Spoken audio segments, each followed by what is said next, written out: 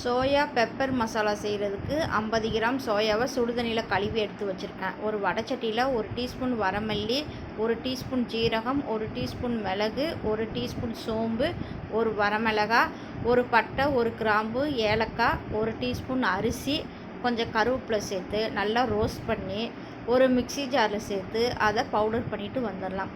அதே வடைச்சட்டியில் கொஞ்சம் எண்ணெய் சேர்த்து கொஞ்சம் சோம்பு, ஒரு வரமிளகாய் கிள்ளி வச்சுருக்கிறேன் அதை சேர்த்துக்கிறேன்னு, கருவேப்பிலை, 2 பெரிய வெங்காயத்தை கட் பண்ணி வச்சுருக்கேன் அதையும் சேர்த்து வதக்கிக்கிறணும்.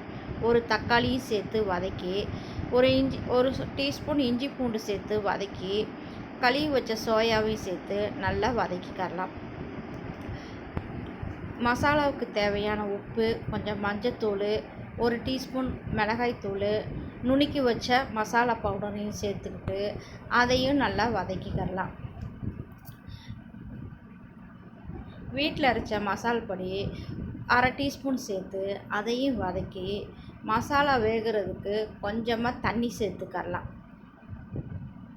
தண்ணி சேர்த்து மூடி வச்சு தண்ணி சுண்டி வர வரைக்கும் வேக வச்சு எடுத்துக்கிறலாம்.